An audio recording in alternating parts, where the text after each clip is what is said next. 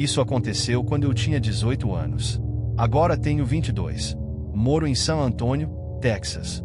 Era meu último ano do ensino médio, mas isso foi quando a Covid começou a se espalhar, então tudo começou a fechar, incluindo minha escola. Mesmo que todos devessem ficar em casa e em quarentena, meu grupo de amigos e eu estávamos saindo mais do que nunca. Não havia muito o que fazer, já que todos os negócios não essenciais estavam fechados.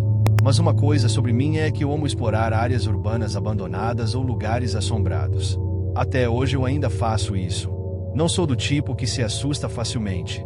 Já tive algumas experiências com pessoas em situação de rua, cultos e até uma arma apontada para mim. Mas nada se comparou ao quão estranho e assustador foi este caso que encontrei durante uma exploração. Naquela época, eu tinha começado a conversar com uma garota que era da minha classe na escola. O nome dela era Clarissa. Se não fosse por ela confirmar meu álibi sobre o que aconteceu naquela noite, tenho certeza de que nenhum dos meus amigos acreditaria em mim.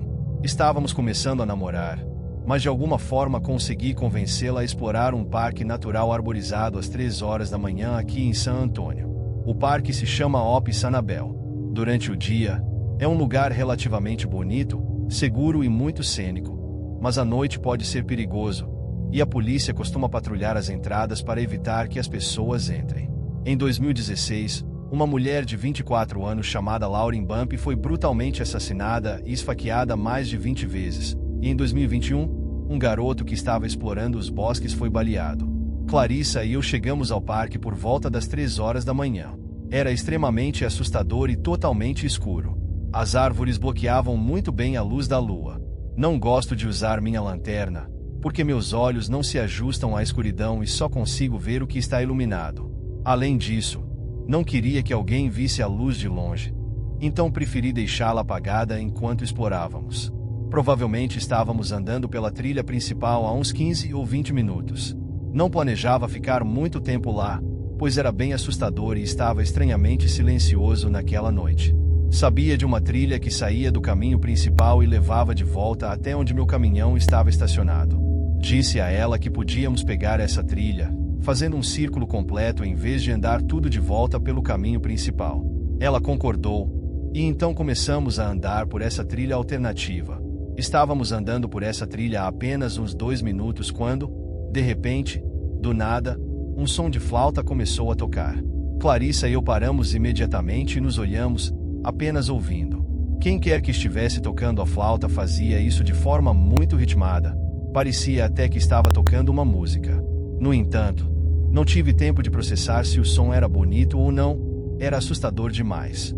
Como já disse, não me assusto facilmente. Mas depois de uns 15 segundos ouvindo aquele solo de flauta, Clarissa começou a tremer de medo e estava à beira das lágrimas. Eu estava apenas escutando, mas quando Clarissa começou a rezar a Deus pedindo para ser salva e perdoada por seus pecados, foi aí que percebi a gravidade da situação. Era muito difícil determinar de onde o som da flauta vinha. Parecia que estava vindo da direção da trilha principal, que era paralela ao local onde estávamos, com cerca de 30 a 50 metros de mata entre nós e o som. Mas estava ficando mais alto e mais próximo, a ponto de parecer que o som estava bem em cima de nós. Clarissa não conseguia se concentrar de tão assustada, então percebi que tinha que tomar uma atitude para nos tirar daquela situação. Isso pode parecer clichê, mas eu disse a ela: não se preocupe, não vou deixar nada acontecer com você, e sugere que corrêssemos pela trilha alternativa para fugir dali. E foi o que fizemos. Começamos a correr. Acredito que o som da flauta parou, mas era difícil perceber porque eu estava mais focado em sair dali o mais rápido possível. Tínhamos corrido cerca de 10 metros quando, de repente, ouvimos o barulho de arbustos se mexendo e o estalo de folhas e galhos antes de algo grande cruzar a trilha bem na nossa frente. Isso poderia muito bem ter sido um cervo ou algum outro animal maior, mas foi muito estranho, porque eu quase podia sentir o tamanho do que passou na nossa frente. Não sei se foi pelo vento ou algo assim. O estranho é que eu não ouvi nada se aproximando nem indo embora, só o barulho rápido bem quando cruzou na nossa frente. Assim que sentimos e ouvimos aquilo, obviamente voltamos para a trilha principal, correndo na direção oposta. Quando chegamos ao ponto inicial, onde tínhamos ouvido a flauta pela primeira vez, como se alguém estivesse esperando o nosso retorno, o som da flauta começou novamente. Dessa vez, estava muito mais alto e parecia estar exatamente em cima de nós. O som era quase como um toque de sinos, lembrava uma música folclórica irlandesa ou algo assim. Mas ainda assim era impossível determinar de onde vinha. Parecia que o som nos cercava. Nesse momento, meu instinto de luta ou fuga entrou em ação, porque estávamos encurralados. Tínhamos duas opções: voltar para a trilha alternativa, onde algo assustador havia cruzado nosso caminho, ou seguir pela trilha principal, onde o som da flauta e seja lá quem estivesse tocando continuava. A trilha alternativa era definitivamente mais assustadora porque era mais escura e cercada por uma floresta mais densa. Pelo menos a trilha principal tinha um caminho de cimento. Assim, disse a Clarissa, que ainda estava tremendo de medo. Vamos correr pela trilha principal de volta para o caminhão. Corremos de volta. A adrenalina estava tão alta que transformamos o que seria uma caminhada de 20 minutos em uma corrida de 7 a 8 minutos. Em algum momento, durante a corrida, o som da flauta deve ter parado. No caminho de volta, havia um banheiro químico aleatório e fiquei apavorado, pensando: e se alguém estiver do outro lado ou escondido lá dentro? Parecia estar próximo ao local onde estávamos antes. Felizmente, não vi ninguém nem sinais de que alguém tinha estado ali. Na verdade, meu caminhão era o único veículo na área próxima à entrada principal do parque. Entramos no caminhão e saímos de lá o mais rápido possível. No dia seguinte, contei tudo aos meus amigos e procurei na internet para ver se alguém já tinha passado por algo parecido. Algumas pessoas dizem ter encontrado fantasmas, cultos ou animais fazendo barulhos assustadores, mas um solo suave e rítmico de flauta.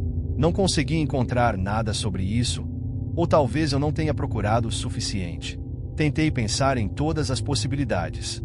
Há algumas casas que eventualmente levam a um bairro na borda da floresta, mas essas casas estão a pelo menos alguns quilômetros de distância. Estávamos bem no meio da mata, então não havia como o som ter viajado tão longe. Estou dizendo, a flauta era clara como o dia, e eram 3 horas da manhã. Obviamente, nunca descobri quem estava tocando aquela flauta ou que cruzou na nossa frente. Só de escrever essa história, fico arrepiado. Quanto mais penso nisso, mais parece algo paranormal do que algo assustador em um nível tangível. Não sei se era uma pessoa, um fantasma, um culto ou o quê. Espero que alguém tenha uma explicação racional. De qualquer forma, nunca voltei a esse parque à noite. Ainda exploro muitos lugares assustadores, mas nunca passei por algo assim novamente.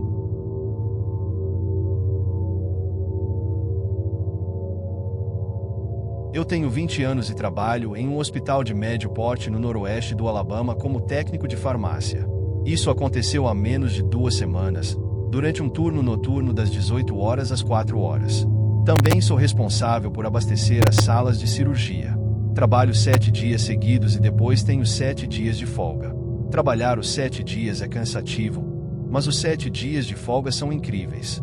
Meu turno vai de quinta a quarta-feira, e na minha sexta noite de trabalho, uma terça-feira, saí um pouco mais cedo para ficar com minha esposa na casa da tia dela, a cerca de 30 minutos da nossa casa. Ela estava cuidando dos primos pequenos enquanto a tia e o tio estavam viajando.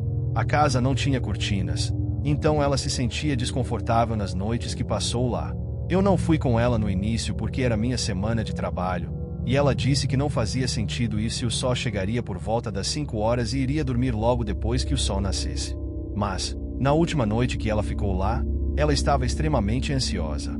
Então, eu disse a ela que iria para lá. Ela é teimosa, mas agradeceu e se sentiu muito melhor quando cheguei. Trabalhar no turno da noite nos últimos 2 anos realmente me afetou mentalmente, e acho que comecei a desenvolver uma leve insônia. Eu simplesmente não conseguia dormir depois de chegar à casa da tia dela.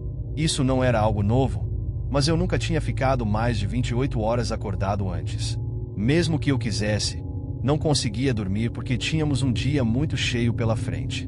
Tínhamos que levar os primos dela para a escola, ir a um chá revelação de uma amiga, fazer compras porque não tínhamos comida em casa, já que ela estava fora há 3 dias, e eu tinha que trabalhar às 18 horas. Acabei dormindo no carro por menos de 10 minutos. Estava sentindo aquela onda de sonolência, mas comprei um Red Bull grande e outra bebida energética quando cheguei ao trabalho.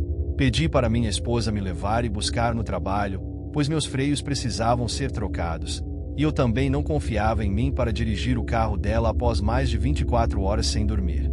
Já era quarta-feira à noite, e eu estava acordado desde cerca de 14 horas de terça-feira.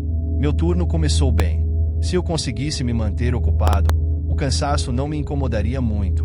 Coloquei meus fones de ouvido e estava ouvindo música enquanto abastecia as máquinas Omnicell com medicamentos.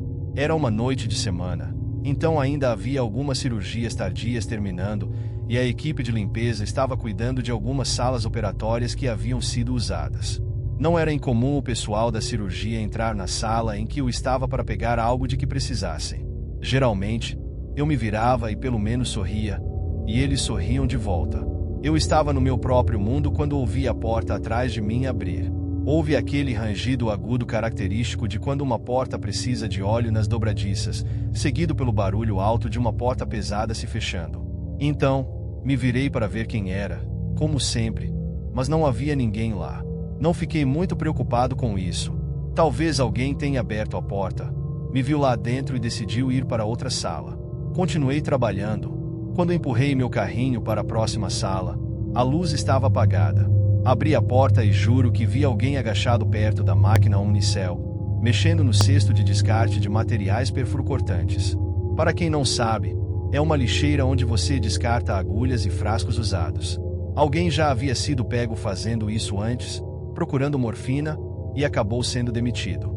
Liguei a luz, ia perguntar o que a pessoa estava fazendo, mas, quando acendi a luz, não havia ninguém lá. Nesse momento, comecei a ficar um pouco assustado. Eu não sabia quanto tempo de privação de sono era necessário para começar a alucinar, então só me disse que provavelmente estava vendo coisas e precisava me acalmar. Terminei de abastecer as salas de cirurgia sem mais incidentes e voltei para a farmácia. Às 2 horas da manhã, temos que entregar medicamentos específicos para os pacientes nos postos de enfermagem. Vou usar o 5º andar como exemplo de como os andares estão organizados, mas cada andar segue o mesmo layout. Há 3 elevadores no meio do andar. Se você sair do elevador e virar à esquerda, aos lados 5.100 e 5.200, e, se virar à direita, aos lados 5.400 e 5.500. Cada ala tem 15 quartos. Vou abreviar os nomes das alas para 51, 52, 54 e 55. Recentemente, o 5º andar, especificamente os lados 54 e 55, estava passando por reformas. Então, os pacientes dessas alas foram transferidos para o 3º andar. Naquela noite, o lado 54 e 55 estava vazio. Decidi verificar como estavam as reformas. À medida que andava pelo corredor vazio, senti um arrepio. Não havia enfermeiros, pacientes, apenas os quartos vazios. Enquanto passava pelo quarto 5512, ouvi um som, como se uma cama hospitalar estivesse tremendo. Olhei e vi um homem idoso, tremendo violentamente como se estivesse tendo uma convulsão. Havia sangue escorrendo de seus olhos, nariz e boca. Ele fazia um som gutural, semelhante aos zumbis de The Walking Dead.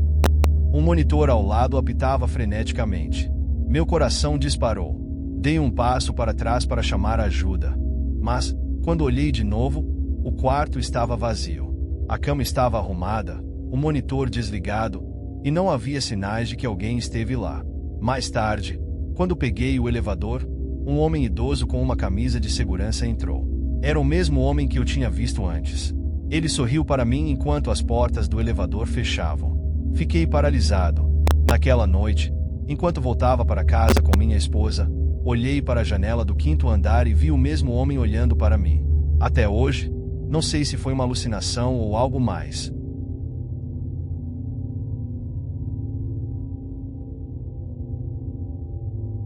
Eu moro com meu namorado na casa dele.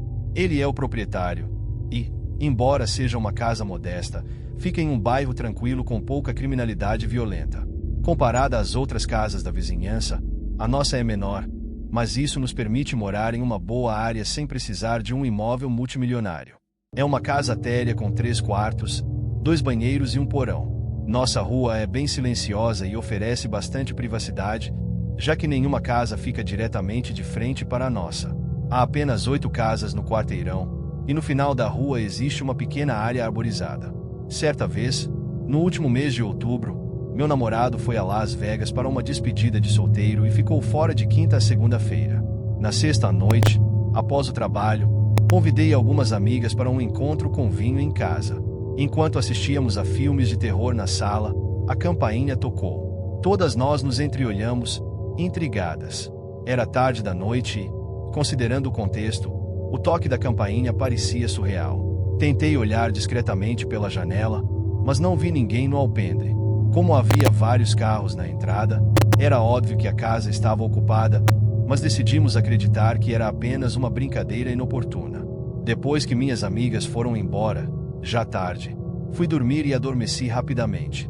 No entanto, fui acordada menos de uma hora depois com o som da campainha tocando novamente, desta vez 2 vezes seguidas. Quando olhei para o celular, eram cerca de 1h da manhã. Liguei para meu namorado, que atendeu embriagado, em meio ao barulho de um bar.